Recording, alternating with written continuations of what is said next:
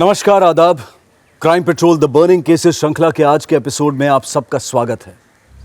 हमें अक्सर नहीं पता होता कि हमारे आसपास ऐसे लोग भी होते हैं जो हम पर लगातार नजर रख रहे होते हैं। कोई होता है जो ये जानता है कि हम कब घर से निकलते हैं और कब घर वापस आते हैं। हाई प्रोफाइल सोसाइटीज जो 24 घंटे सिक्योरिटी गार्ड्स और सीसीटीवी कैमरा की निगरानी में होती हैं। इंटरकॉम से लेस ऐसी सोसाइटीज में भी कोई होता है जो बिना हमें खबर किए हमारे घर के दरवाजे तक आ पहुंचता है। आज का एक केस साल 2012 में मुंबई की एक हाई प्रोफाइल सोसाइटी में घटी, जिसने पूरे शहर का ध्यान अपनी ओर खींच लिया। और इस घटना के बाद कई नए कानूनी निर्देश जारी किए गए, लेकिन ये नए कानूनी बदलाव उन जिंदगियों के जख्म नहीं भर पाए जो इस घटना के असल भुक्तभोगी थे।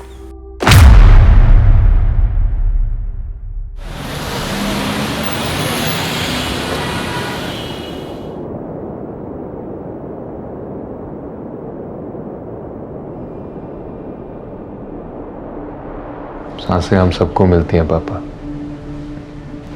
जिंदगी तो वो होती है जो सिर्फ अपने लिए नहीं, अपनों के लिए जी जाती है।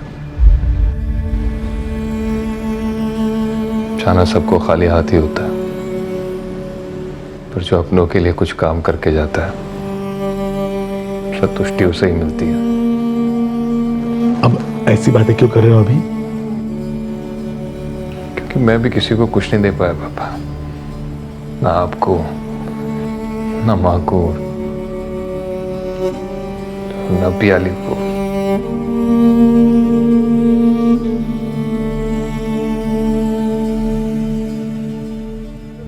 मरने से पहले सिर्फ इतना ही चाहता हूँ कि प्याली को इंसाफ मिल जाए। मरने की बातें मत करो। You are going to live a long life. तो मैं उसी दिन गया था पापा, जिस दिन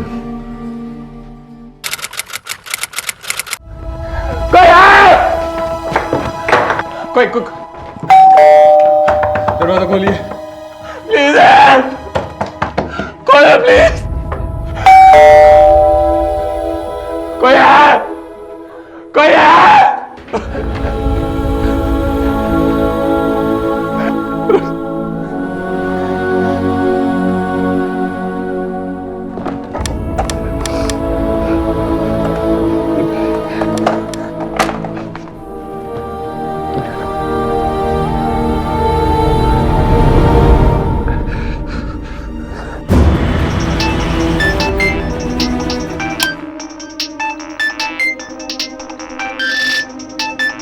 अभी? हेलो? पियाली। क्या? क्या हुआ पियाली को? हाँ? কি হয়েছে? माँ, पियाली का खून हो गया माँ। क्या? अब हर जगह खून ही खून है। मैं आया था तो दरवाजा खुला हुआ था और मेरी प्याली खून में सनी हुई थी माँ। पापा, मुझे अभी तक यकीन नहीं हो रहा है कि मैं प्याली को उस हाल में देखूंगा। आज भी मुझे अपने हाथ प्याली के खून में सने हुए दिखते। अभी अब फिर से वो पुरानी यादें धुंधली नहीं पड़ती पापा। उसके साथ बिताया एक एक पल मुझे कचौड़ता है।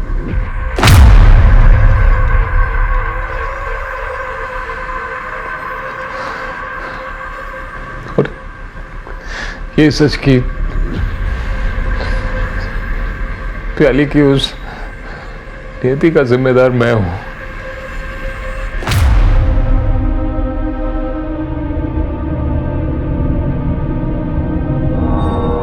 आपकी इनके साथ आखिरी बार कब बात हुई थी?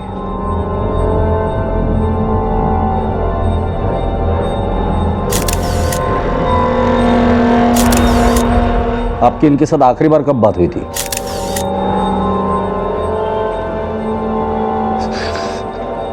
रात को हुई थी सर। मैं ऑफिस में था।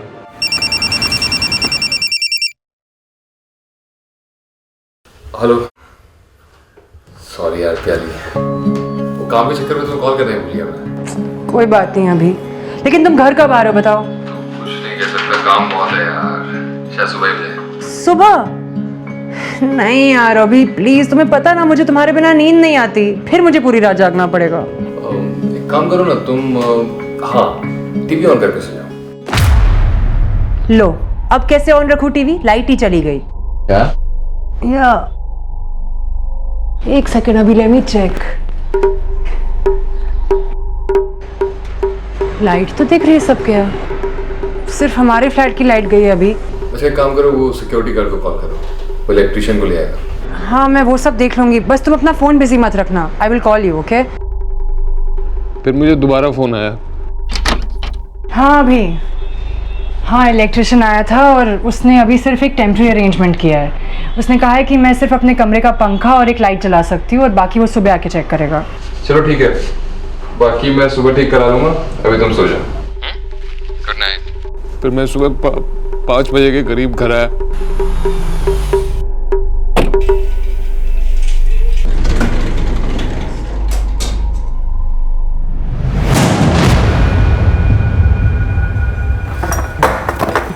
पियाली, मैंने सर मदद के लिए फिर मैं बाहर गया, मैंने नेबर्स के सारे डोरबेल रिंग किए, दरवाजे खटखटाए, लेकिन किसी ने खोला नहीं सर।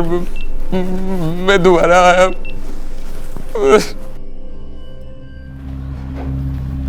सर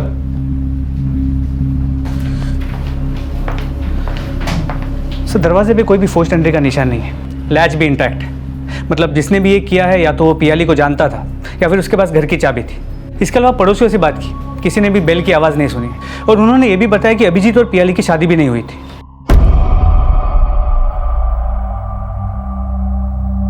हमें पता चला कि आप दोनों की शादी नहीं हुई थी। इन दोनों की शादी हुई नहीं थी, लेकिन होने वाली थी। ये दोनों लिव इन में थे। आप कौन? सर मैं इसका फ्रेंड, एडवोकेट शशांक। पड़ोसियों ने हमें बताया कि उन लोगों ने कोई भी डोरबेल की आवाज नहीं सुनी थी, ना ही आपके चिल्लाने की। सर मैं बाहर गया था, मैंने एक एक का दरवाजा खटखटाया था, डोरबेल रिंग की थी, सीढ़ियों तक गया था चीखता हुआ, मदद के लिए गुहार मांग रहा था, कोई नहीं आया। घर की चाबी आप दोनों के अलावा और किसके पास होती है? किसी के पास नहीं होती, एक मेरे पास होती है, एक इसके पास होती है। लेकिन घर में पियाली की चाबी तो कहीं भी नहीं मिली।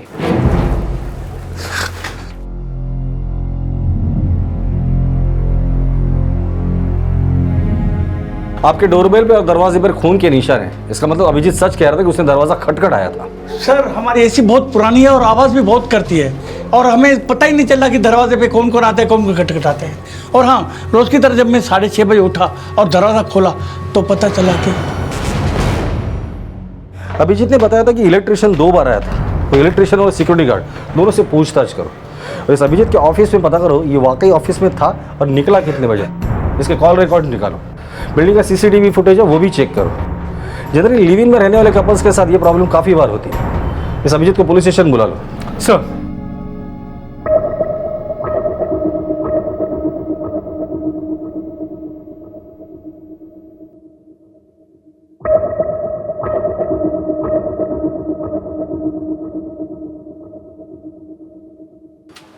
सर 12 बजे और फिर 12:45 पर ये 2 लोग ब्लॉक में एंटर हुए थे और इस ब्लॉक में मैडम का फ्लैट भी है। एक ने तो सिक्योरिटी गार्ड के कपड़े पहने हैं, ये दूसरा कौन है? सर ये बिल्डिंग का इलेक्ट्रिशियन पवन है और ये गार्ड अमजद। कल रात इन्हीं दोनों की ड्यूटी थी यहाँ पर। अभिजीत ने बताया था कि कल रात उसके फ्लैट में 2 बार लाइट गई थी। मतलब पियाली को आखिरी बार इन दोनों ने ही देखा है। कहाँ रहते हैं ये दोनों? ये इलेक्ट्रिशियन तो यहीं बाजू में रहता है और गार्ड थोड़ी दूरी पर रहता है। मैं इसी को फोन लगाने की कोशिश कर रहा हूँ लेकिन उसका फोन स्विच ऑफ आ रहा है। कल रात की सोसाइटी की सभी सीसीटीवी कैमरास के फुटेजेस को चेक करो और ये इलेक्ट्रिशियन और ये गार्ड, इन दोनों से मुझे मिलना है। सर वैसे तो मैं 10-11 बजे तक आ जाता हूँ, पर कल ऑफिस में बहुत काम था तो आते आते सुबह के 5 बज गए सर। देखिए ना, बराबर कल ही आपको ऑफिस में लेट हुआ, कल ही आपके घर की लाइट गई और कल ही पियाली जी का मर्डर हुआ।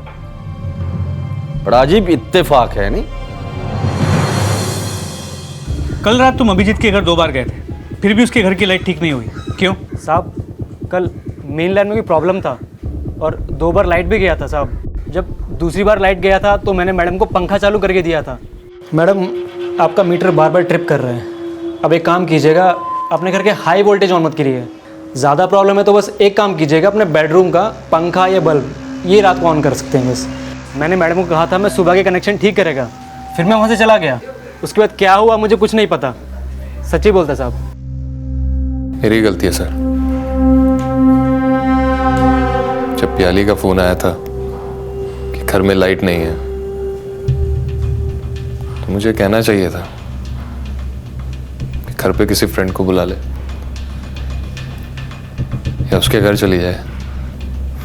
मैंने नहीं कहा। पता नहीं क्या क्या गुजरी होगी सर उस। क्या क्या सा होगा यही जानने के लिए तो तुम्हें यहां बुलाया है।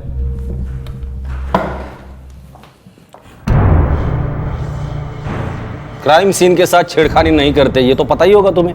सर मैं क्या करता सर, मुझे कुछ समझ में नहीं आया उस टाइम क्या नहीं आ रहा। कहानी तो बड़ी समझदारी से बनाई तुमने, फिर मम्मी को फोन, फिर पुलिस को फोन। अमजद यही रहता? जी साहब। कहाँ है वो? बुलाओ उसे। साहब रोज़ तो मुझसे पहले आ जाता था, आज पता नहीं क्या हुआ साहब। जब मैं घर आया ना तो उसका सामान है साहब और ना वो है। घर की तलाशी लो।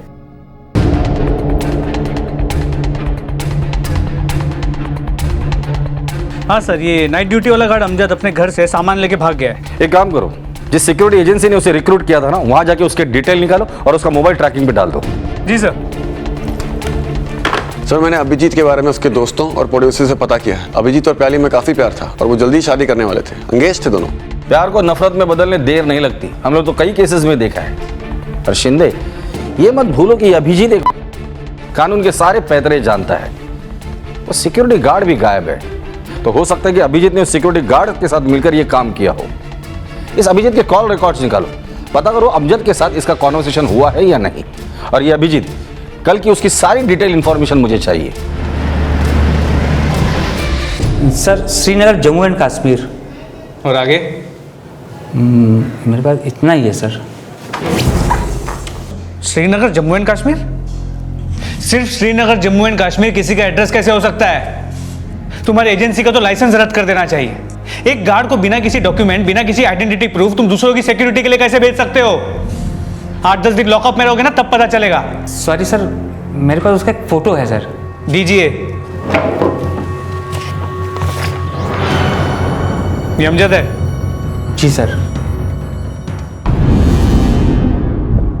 सर ये LNC सिक्योरिटी एजेंसी जिसने अमजद को रिक्रूट किया था, उनके पास अमजद की कोई भी डिटेल्स नहीं है। सिर्फ इतना पता चला है कि वो श्रीनगर का रहने वाला है। श्रीनगर? रवि, ढूंढो उसे। अगर वो शहर छोड़ के चला गया तो ढूंढना मुश्किल हो जाएगा। हर रेलवे स्टेशन और हर बस स्टॉप पर उसकी फोटो सर्कुलेट करो और श्रीनगर जाने वाली जितनी भी ट्रेन है उनकी टाइमिंग्स पता करो। Okay sir.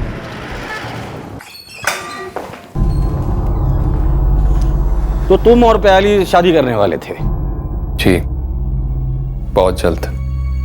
इनफैक्ट शॉपिंग की लिस्ट भी बना ली थी, कार्ड भी छपने वाले थे। तो इन सब के बीच ये अमजद कहां से आया? Amjad? Why are you hitting me? अब मार क्यों रहे हैं मुझे? याद नहीं आ रहा है ना तुझे? तेरे बिल्डिंग का सिक्योरिटी गार्ड अमजद। क्या? Security guard? हाँ सर, वो प्याली अक्सर बताती थी कि कोई सिक्योरिटी गार्ड उसे घूरता रहता है। पोस्टमार्टम रिपोर्ट के हिसाब से उसके साथ सेक्सुअल असॉल्ट नहीं हुआ है, सिर्फ फिजिकल असॉल्ट हुआ है।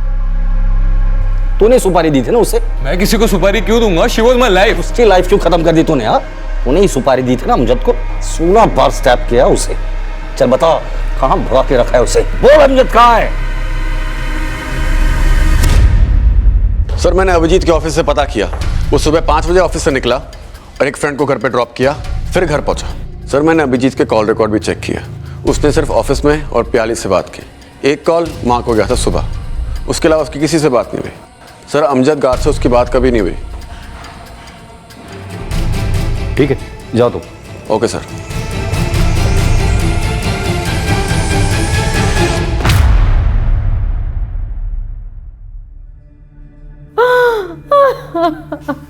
संभालिए संभालिए बहन जी अपने आप को संभालिए।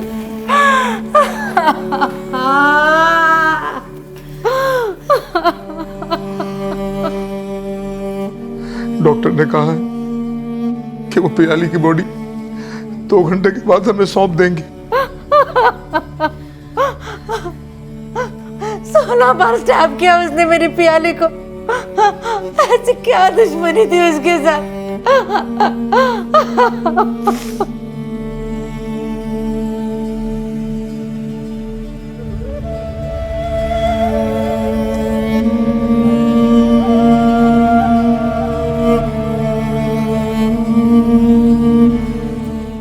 सिक्योरिटी गार्ड अमजद के गायब होने की सूचना के बाद पुलिस ने चारों तरफ छानबीन शुरू कर दी।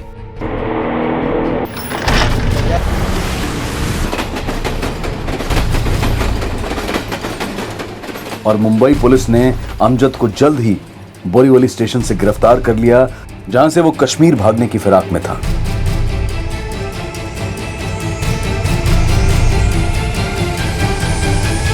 बोरीवली स्टेशन क्या कर रहा था तू? पियाली को तूने ही मारा था ना? गाली दिया उसने मुझे, तभी से मेरे को गुस्सा हो गया।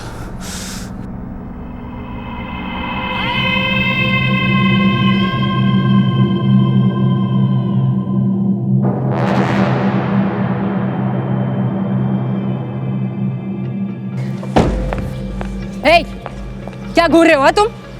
क्या हुआ मैम? मैं तो अपनी ड्यूटी कर रहा हूँ, कहाँ घूरा आपको? तुम किस नजर से घूर रहे थे देखा है मैंने। एक दिन में नौकरी से निकलवा दूंगी तुम्हें, समझे तुम? क्या हुआ madam? He was staring at me. Ma'am गाली मत दो। Shut up! ये पहली बार नहीं हो रहा है, ऐसे 3-4 बार पहले भी हो चुका है, मैं मार्क कर चुकी हूँ। आज के बाद तुमने दोबारा ऐसी गलती की ना तो पुलिस में मैं रिपोर्ट करवा दूंगी, समझे तुम? देखो अमजद, पहले भी तुम्हारी 2-4 कंप्लेन आ चुकी है, इसे आखिरी वार्निंग समझो, वरना तुम्हारी कंपनी में ऐसा स्ट्रॉन्ग लेटर लिखूंगा कि पूरे मुंबई में कहीं गार्ड की नौकरी नहीं कर पाओगे, समझे? उसी दिन से जनाब मैंने तय कर लिया था कि साली को छोड़ूंगा नहीं। 15 दिन पहले मैंने एक चाकू खरीदा था और सोचा इससे चाकू से दिखाओ कि उसको रेप करूंगा। नसीब ने भी साथ दिया और फोन आया कि उसका फ्लैट में लाइट नहीं है। हेलो, हाँ मैं बिल्डिंग नंबर 7 फ्लैट नंबर 703 से बोल रही हूँ। हमारे घर की लाइट चली गई है। ठीक है मैम, अब इलेक्ट्रिशियन को भिजवाता हूँ। जल्दी।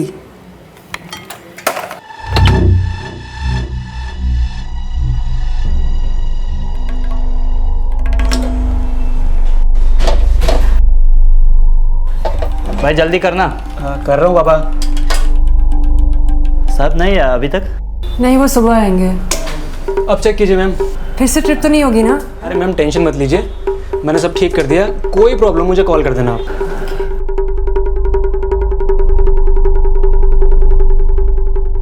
तब मैंने सोचा कि आज हाथ में आया हुआ मौका जाने नहीं दूंगा।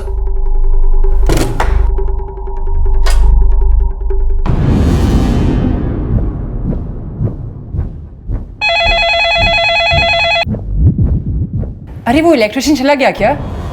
लाइट फिर से चली गई।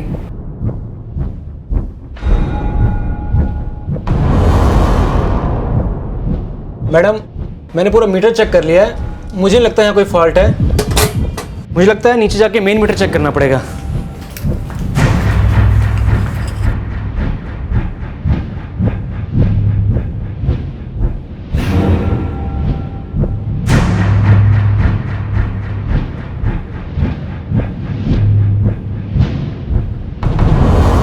आपका मीटर बार बार ट्रिप कर रहा है। अब एक काम कीजिएगा, अपने घर के हाई वोल्टेज ऑन मत करिए।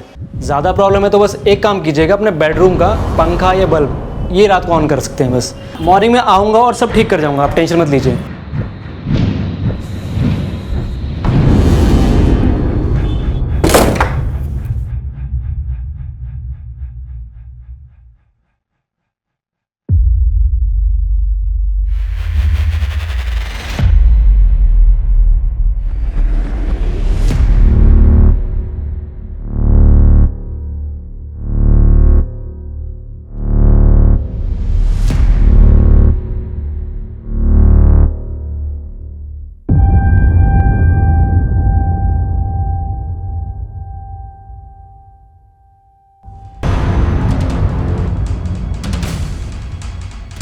मारना नहीं चाहता था जनाब, बस बदला लेना चाहता था।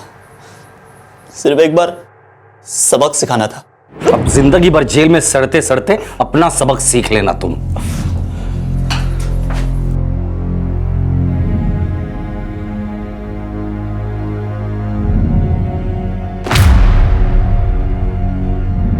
अमजद के कन्फेशन के बाद पुलिस ने उससे पियाली के फ्लैट की चाबी और उस मर्डर वेपन को भी बरामद कर लिया, जो उसने उसी बिल्डिंग के 3rd फ्लोर पर छिपा दिया था जिसमें पियाली रहा करती थी। अमजद के दोस्तों के बयान से यह सामने आया कि अमजद ने कई महीने पहले ही पियाली से बदला लेने का मन बना लिया था, लेकिन उसके अंदर की इस विकृति को भांपने के बावजूद वो खामोश रहे।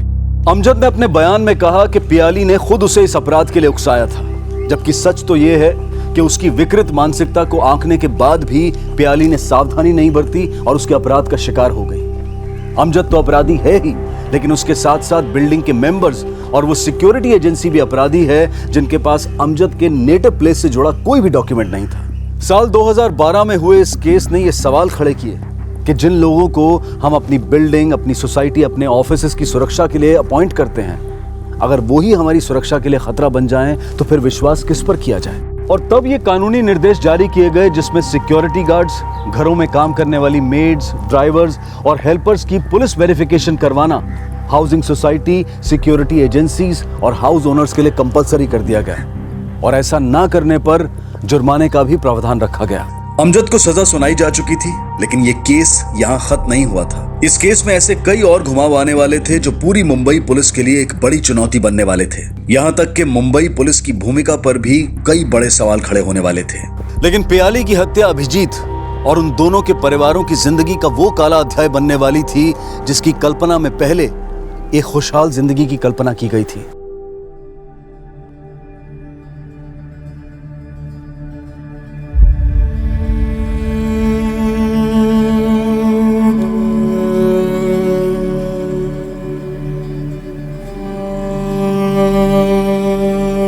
अभिजीत को अकेला नहीं छोड़ना चाहिए। मैं तो कहता हूं भाई साहब, आप उसे अपने साथ जमशेदपुर ले जाइए। हमें बोले छी, लेकिन वो हमारी बात मान ही नहीं रहा है। मैं अभी को ऐसे अकेला नहीं छोड़ सकती, मुझे रहना होगा उसके साथ।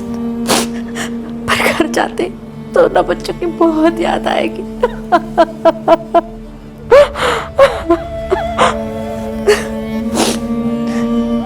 कितनी खुश थी मेरी प्यारी अभी के साथ, ख्याल रखिएगा उसका। भाई साहब, अभी हमें चलना चाहिए। मैं अभी को बुला कर लाती हूँ।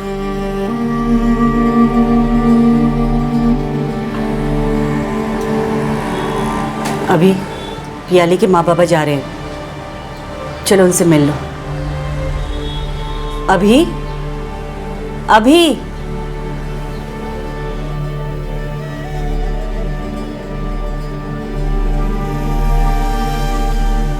तो ख्याल रखिएगा अपना। बेटा, तुम भी जमशेदपुर चले जाओ। नहीं अंकल, मैं ठीक हूँ।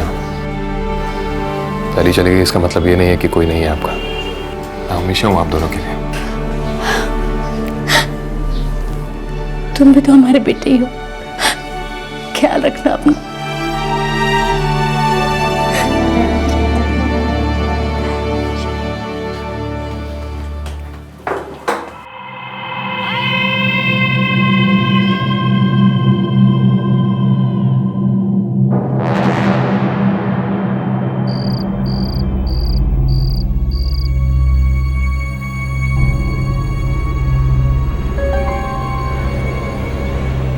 अभी अभी क्या हुआ?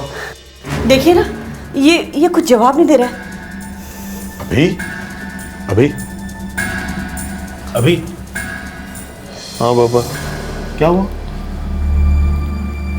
कुछ नहीं, मैं तो सो रहा था। आप लोग क्यों जागे हुए हैं अभी तक? सुबह आपकी फ्लाइट भी है। हाँ, आप सो जाइए। आप दोनों अभी जाकर सो जाइए, मैं ठीक हूँ। ठीक है बेटा, सो जा।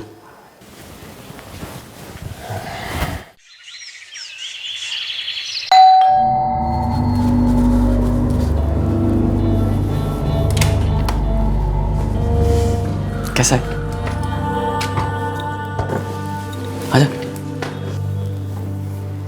अभिजीत और प्याली के माता पिता सोचते थे कि अभिजीत जल्द ही अपने दर्द से उबर जाए।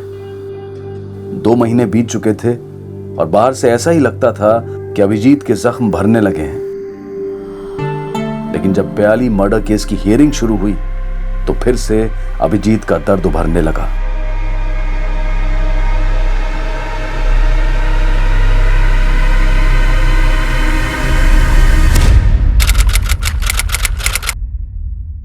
बयान देने के बहाने ही सही फूट फूट के रोया। तो पियाली के जाने के बाद अपने आप को कभी एक्सप्रेस ही नहीं कर पाया था। अम्मी देखिए आशी कहीं जाग तो नहीं गया?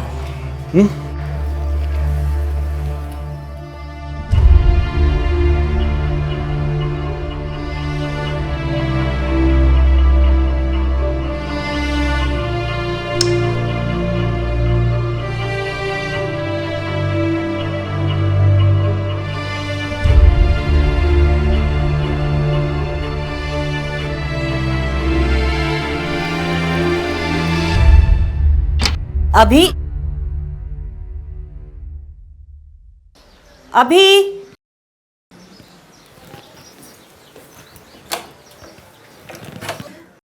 अभी अभी अभी अभी क्या हुआ मुनमुन? अभी अभी है नीचे। हाँ नहीं, यहाँ तो नहीं दिखा। क्या हुआ? वो अपने कमरे में भी नहीं है। आंटी आप परेशान मत होइए, मैं कॉल करके देखता हूँ वो कहाँ है।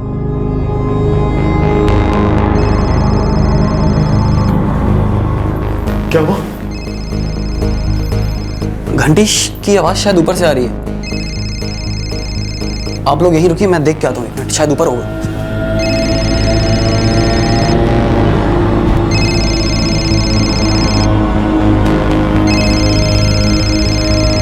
उसका फोन तो यहीं है। फोन यहीं है मतलब? आंटी आप यहीं पे रहिए, हम और अंकल देख के आते हैं, आप परेशान मत होइए। हाँ तो तुम ये घर पे ही रहना। हाँ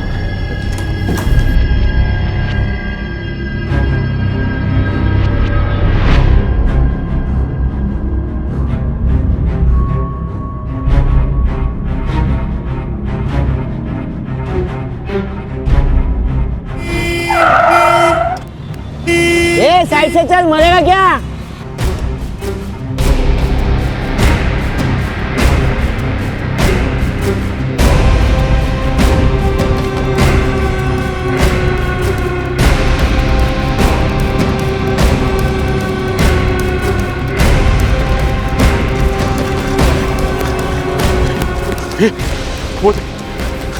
अभिजीत अभिजीत अभिजीत अभिजीत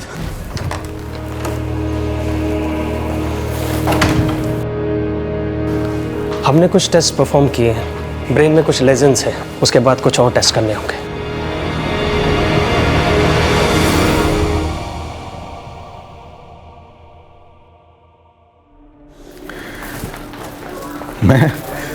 मैं खुद एक डॉक्टर हूं, लेकिन अपने बेटे के लिए कुछ नहीं कर पा रहा हूं। मैं सिर्फ देखता रहता हूं उसे डूबते हुए अपने गम में। ठीक हो जाएगा भाई साहब, अपने आप को संभालिए। I am feeling so helpless.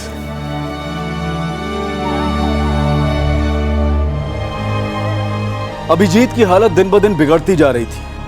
एक बीमारी से दूसरी बीमारी उसका जिस्म और दिमाग एक साथ कई पीड़ाओं से घिरता जा रहा था और उसके माता पिता की फिक्र नाउमीदी से घिरती जा रही थी।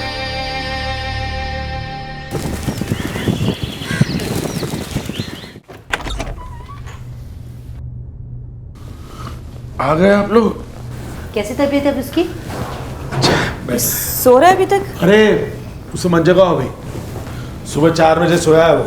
देखो स्केच बनाया उसने। ये तो बड़ा सुंदर बना है।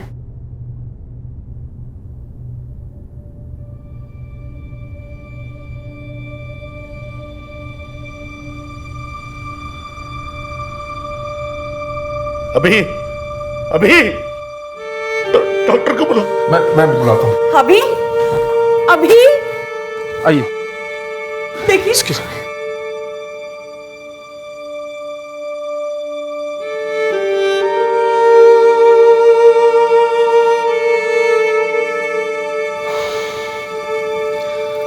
आई am sorry, he is no more. इनकी मौत तो 4-5 घंटे पहले ही हो चुकी है। आखिरकार 2014 में सेशन कोर्ट ने अमजद को प्याली की हत्या का दोषी मानते हुए उसे उम्र कैद की सजा सुनाई।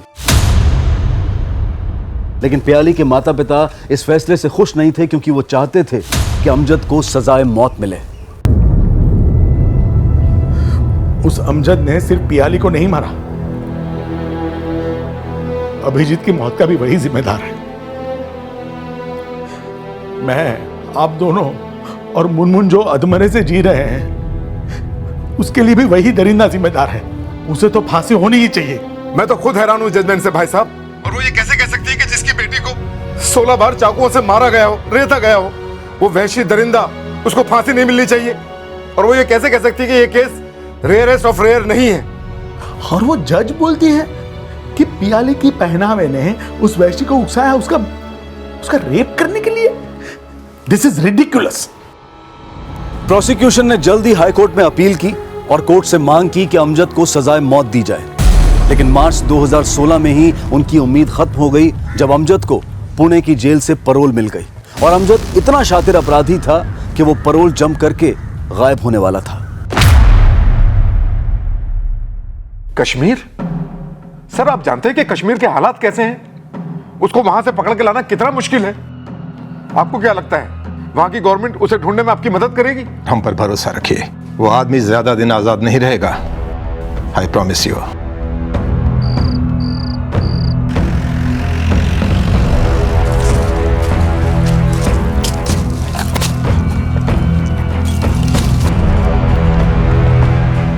शायद यही अमजद के घर है। जिस दौरान अमजद कश्मीर में गायब हुआ था, उस दौरान वहां के हालात काफी गंभीर थे।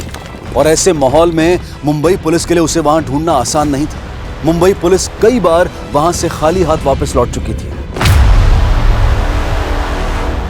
लेकिन इस बार मुंबई पुलिस कमिश्नर ने इस केस की अगुवाई क्राइम ब्रांच के पुलिस इंस्पेक्टर अजय शाहने को सौंप दी, जिन्होंने साल 2012 में पियाली मर्डर केस में अमजद को अरेस्ट करवाकर उसे सजा दिलवाने में मुख्य भूमिका निभाई थी। सर, 2 रिक्वेस्ट थी आपसे।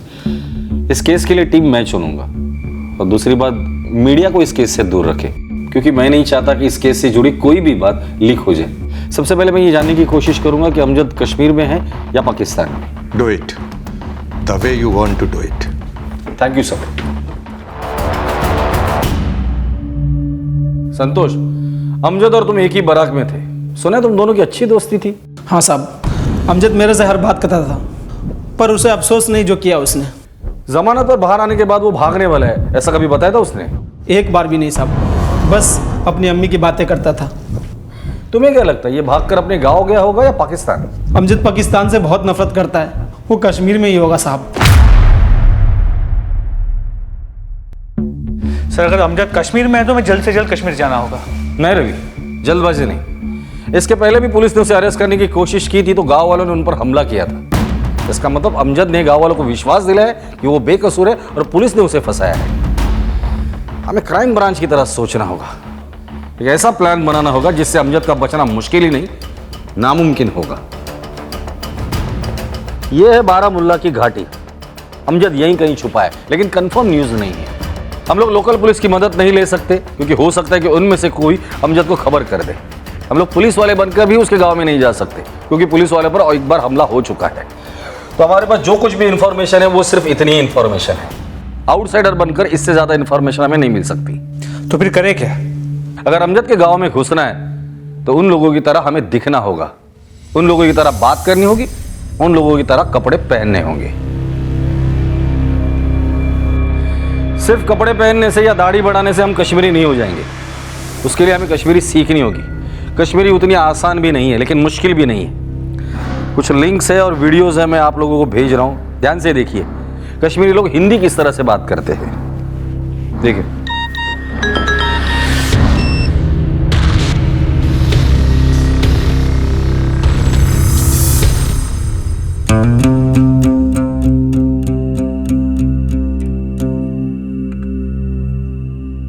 कशीर मोखले बहन पर जाओ छू भोज ही भोज।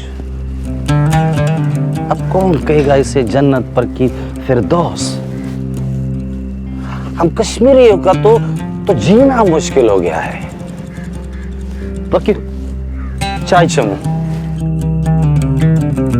यह पे शीना वीना कहें खबर ये क्या दलील गई शीन ब्रोह काल पे गुतू आज पे सिर्फ गुलमर्ग शीन ब्रोह काल अति शीन वीन पे शेशर गो गुलमर्ग चकरस ये गई जवरिया पेंसई वालेकुम अस्सलाम वालेकुम अस्सलाम अच्छा बकायत वन खुश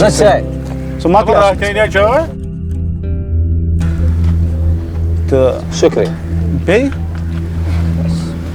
गुलमर्ग करो तिल चक्रास अहम तक शीन यहाँ मकल सोरे ये वक्त। Okay sir, thank you sir, thank you.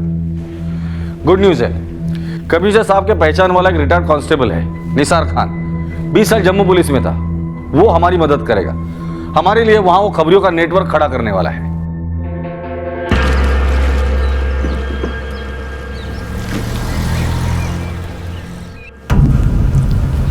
जनाब, ये हमजा है और ये कलाम।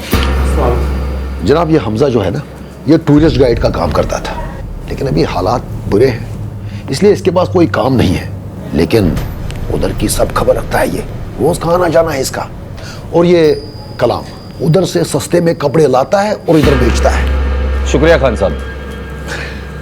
जनाब, फिक्र मत कीजिए, हम दो की चार आंखें हैं और हमारे साथ हमारे कई दोस्त भी हैं, सबके सब भरोसेमंद। गुड।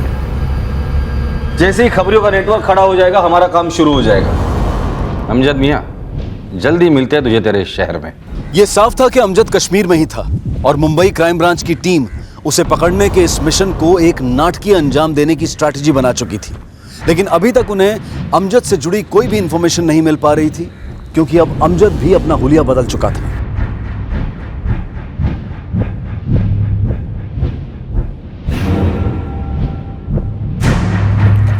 अरे अमजद, आज रात का क्या प्लान है? प्लान क्या? दिन में धागों को रंगीन बनाना और रात में रात को रंगीन बनाना। और क्या काम है जिंदगी में अपना? जनाब, पता चला है अमजद के 3 भाई और हैं, कबीर, सलीम और कैसर। अमजद की कोई खबर? जनाब, अभी घाटी में फसाद चल रहा है, माहौल बहुत तंग है, कुछ देर रुकना पड़ेगा, माहौल ठंडा होते ही खबर मिल जाएगी। ठीक है रवि। शुक्रिया रवि। मुझे लगता है अमजद के 3 भाई हमें अमजद तक पहुंचाएंगे। सर, अमजद। ये फोटो तो 3 दिन पहले अपलोड हुई है, पूंछ से। इसका मतलब अमजद पूंछ में है। बैकड्रॉप से लगता है ये कोई कारपेट वर्कशॉप है। निसार खान को बुलाकर लेकर आओ, वही हमें आइडिया देगा कि अमजद के गांव में हम घुसेंगे कैसे। सर। खान साहब, ये मौका हाथ से जाना नहीं चाहिए। और फिर अमजद को ट्रैप करने के लिए मुंबई क्राइम ब्रांच ने एक प्लान बनाया।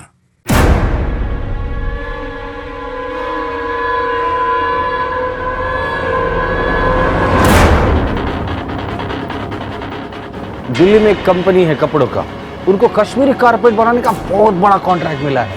असगैस जाए ते नफर। हमें जगह भी चाहिए और मजदूर भी। पैसा सबको मिलेगा, हमारा गारंटी है। ठीक है, डील पक्की, काम हो जाएगा। पुलिस इंस्पेक्टर अजय शाह ने को इस बात का पूरा विश्वास था कि अमजद उनके झांसे में जरूर फंस जाएगा और वो उस फेक एक्सपोर्ट ऑर्डर को पूरा करवाने के लिए दूसरे कारीगरों के साथ रोजगार के लिए वहां जरूर आएगा।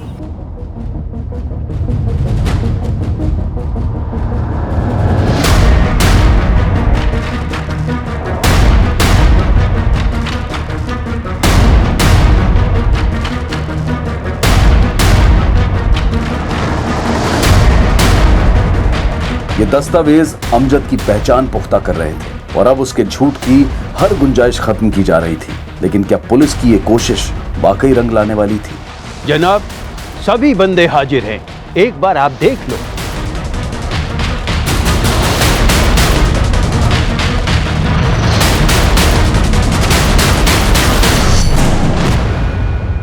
बाजा ने बाहर ले जाना।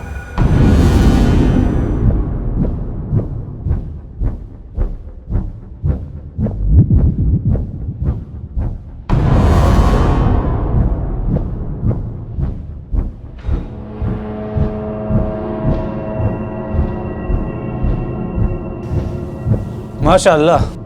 जनाब सलाम अलैकुम। सलाम अलैकुम। जनाब ये वरिया जान कोताकाल गवी कम कराल। हाँ जनाब, बचपन पेट करान। बचपन से? जी, मेरा वालिद साहब भी कारीगर था। फिर तो तुम बहुत अच्छा कारीगर होगा। चलो तुमको साहब से मिलवाते हैं, हो सकता है तुम्हारी नौकरी पक्की हो जाए। जनाब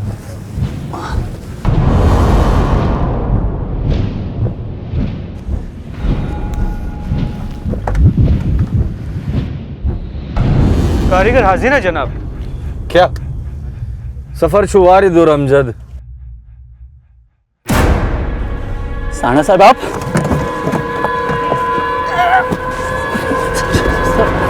माफ कर दीजिए सर। गुड न्यूज है सर, मिशन कामयाब रहा। अमजद को पकड़ लिया हमने, नेक्स्ट फ्लाइट से मुंबई आ रहे हैं। हवाई जहाज से सफर किया है कभी? उड़ने का बहुत शौक है ना तुझे? चल तेरा ये शौक भी पूरा कर देते हैं हम।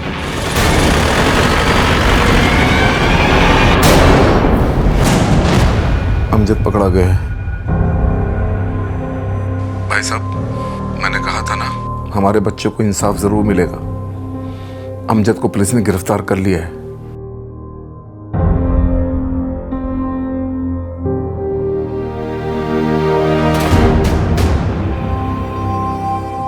प्याली मर्डर केस के अक्यूज अमजद को पैरोल जंप करने के लगभग 1.5 साल बाद मुंबई क्राइम ब्रांच ने आखिरकार सितंबर 2017 में कश्मीर से अरेस्ट कर लिया। पैरोल जंप करने के चार्जेस के साथ साथ हाई कोर्ट में उसके खिलाफ फिर से हियरिंग शुरू की गई, जिसमें प्याली के माता पिता ने सेशन कोर्ट की अमजद की उम्र कैद की सजा को सजाए मौत में बदलने की दरख्वास्त की। लेकिन इस केस में अभी हाई कोर्ट का फैसला आना बाकी है। आज प्याली के मर्डर को तकरीबन 5.5 साल गुजर चुके हैं। हम आए दिन महिलाओं के साथ हो रहे अपराधों की बात करते हैं और आंकड़े बताते हैं कि भारत में महिलाओं के साथ on an average her 6 minute में छेड़छाड़, हर आधे घंटे में शारीरिक शोषण और हर 1 घंटे में बलात्कार की घटनाएं होती हैं। और हैरानी की बात है कि जिस मुंबई के बारे में यह कहा जाता था कि यह शहर महिलाओं के लिए सबसे ज्यादा सुरक्षित है, वहीं आंकड़े बताते हैं कि आज दिल्ली के बाद मुंबई वो दूसरा शहर है जहां महिलाएं आए दिन किसी न किसी अपराध का शिकार होती रहती हैं और इस पर विचार करने की जरूरत है। अब मैं अनूप सोनी आपसे विदा लेता हूं, फिर मुलाकात होगी अगले एपिसोड में एक और चौंका देने वाले केस के साथ। तब तक अपना और अपने परिवार का ख्याल रखें और देखते रहें क्राइम पेट्रोल डायल 100। सबक एक को सीख हम सबको। जय हिंद। इस तरह के और भी एपिसोड देखने के लिए हमारे चैनल को सब्सक्राइब करें और बेल आइकन दबाना ना भूलें।